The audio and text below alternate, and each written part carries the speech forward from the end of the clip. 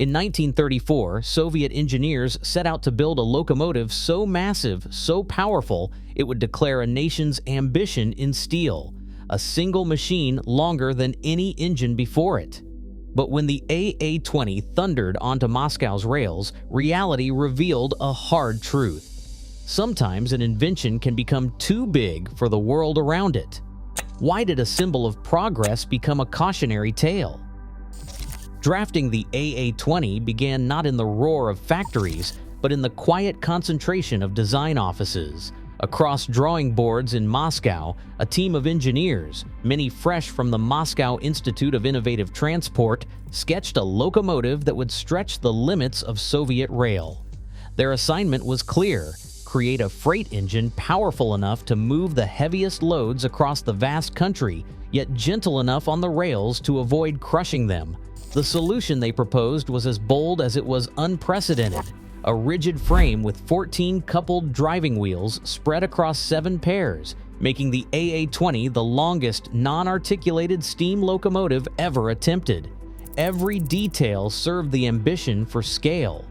The locomotive would weigh 140 tons, but strict rules limited axle load to 20 tons per wheel pair. To meet this, the engineers distributed the weight across the extraordinary number of axles, believing this would protect the rails while delivering the force needed for heavy freight. The firebox was designed with a 12-square-meter grate, vast by any standard, to handle the low-grade coal common on Soviet lines. Even the boiler's radial design and the Chusov superheater reflected a drive for efficiency at an unprecedented scale. Factory partners in Voroshilovgrad prepared to turn the blueprints into steel, while the Technical Bureau in Moscow refined the details. The drawings promised not just a machine, but a statement, one that would stand as a testament to the era's optimism. In these plans, the AA-20 was not just a locomotive, it was a symbol of possibility. Drafted to move more than freight, it was designed to move a nation. On a cold morning in the mid-1930s, the AA-20 rolled into Moscow, drawing crowds that filled the station platforms and spilled out onto the streets. People gathered shoulder to shoulder, craning for a glimpse of the locomotive that had been whispered about in newspapers and factory canteens.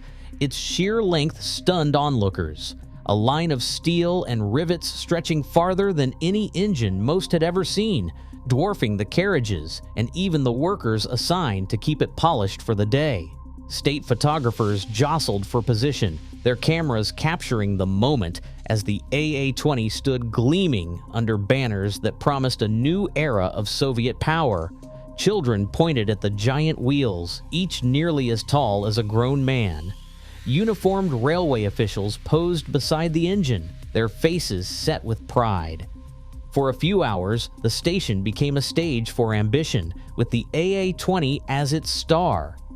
The press described the locomotive in grand terms, proof that Soviet ingenuity could rival anything abroad. Headlines spoke of strength, unity, and progress. In the official speeches, the AA-20 was not just a machine, but a symbol of what the country could achieve when it set its mind to greatness. The crowd cheered as the whistle sounded, a deep, echoing blast that seemed to shake the platform. Yet beneath the celebration, there was a sense of awe mixed with uncertainty. The locomotive's size was more than impressive. It was almost unsettling. As the crowds began to thin and the banners fluttered in the winter wind, a quiet question lingered. Could a machine this large truly find its place on the rails it was built to serve? The AA-20's first true test came not from hauling freight, but from the rails themselves. The locomotive's rigid frame, stretching nearly 34 meters, was unlike anything the Soviet network had ever seen. On paper, 14 driving axles were supposed to distribute weight gently across the tracks. In practice, the unyielding wheelbase clashed with the very geometry of the railway. Standard Soviet lines, with their tight curves and abrupt switches, had been built for engines half this length. As the AA-20 rolled forward, its wheels fought against the bends in the track, straining metal and wood with every turn.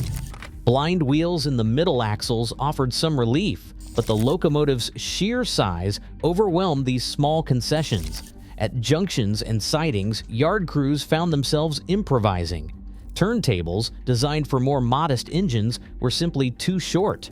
Workers tried to reposition the giant by hand or with makeshift jacks, often blocking other trains for hours. Maintenance depots struggled to fit the AA-20 under their roofs, forcing mechanics to perform repairs out in the open, exposed to wind and snow. Even the platform seemed to shrink beside the engine, passengers staring up at a machine that overhung the ends by several meters. Everyday operations became a puzzle. Dispatchers rerouted the AA-20 to the few stretches of straight, well-laid track that could bear its weight and length. But these routes were rare. Each trip risked damaging rails, widening gauge, or snapping points. The promise of unstoppable power was now shadowed by a quiet, growing anxiety, one that settled in the hands of the men tasked with keeping the locomotive moving, even as the network beneath it began to show the strain. Inside the depots, the AA-20's promise of power quickly turned into a daily struggle. Mechanics faced a firebox so large that keeping a steady, even burn became an ongoing battle. A 12-square-meter grate meant to handle low-grade coal demanded constant attention. Even with careful stoking, the boiler often failed to produce enough steam for the massive cylinders. On cold mornings, crews waited as pressure built slowly, sometimes never reaching the levels needed for a full day's work. Downtime crept upward. Each trip risked not only the rails, but the schedule itself.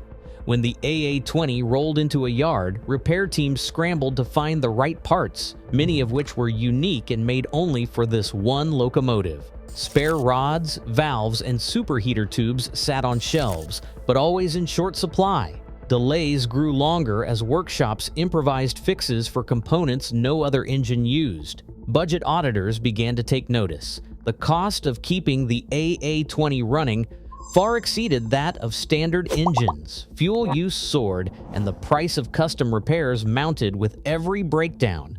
Foremen, pressed to explain the mounting bills, logged hours lost to repairs and time spent coaxing the boiler to life. Even routine maintenance became a drain, tying up skilled workers who were needed elsewhere.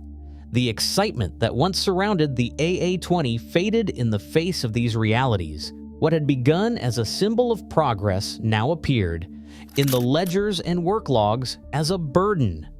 The locomotive's size, once a point of pride, became a daily reminder of what happens when ambition outpaces the means to support it. By the late 1930s, the AA-20 had become a fixture in storage yards rather than on the open rails. Official records offer little detail, but the decision was clear: the locomotive would not return to service. Its rigid frame and immense weight had proven too much for the network, and there was no practical way to adapt the existing infrastructure. Administrators quietly arranged for the engine to be set aside at the Szczerbinka test facility, where it remained for decades as steam technology advanced elsewhere. The second planned unit was never completed. As the years passed, the AA-20 stood idle, a relic of a different vision. In the 1960s, with no hope of restoration or further use, the locomotive was finally dismantled for scrap. Its career, brief and troubled, ended not with ceremony, but with the slow, methodical work of cutting steel and clearing space for the future. The story of the AA-20 endures not just as a tale of ambition, but as a quiet lesson about the balance every great machine must find. In the years that followed, Soviet railway policy turned away from experiments in sheer size, choosing instead designs that could adapt to the tracks and stations already in place. The most successful locomotives were those that matched their environment, powerful, yes, but also flexible and reliable in daily use. Engineers and planners began to see that progress depended on more than breaking records. It required listening to the limits set by rails, curves, and the people who worked alongside these machines. The AA-20's brief career became a reminder that true achievement in engineering is measured not by scale alone, but by harmony between vision and reality. The spirit of those who built it lives on, not in the memory of a single engine, but in the steady, thoughtful evolution of railway design that followed. Even now, engineering pushes at the edges of possibility, yet the world's limits push back. When vision outpaces the ground it runs on, progress stalls. The lesson endures. Power alone never guarantees success. Every breakthrough still needs a world ready to bear its weight. Thanks for watching.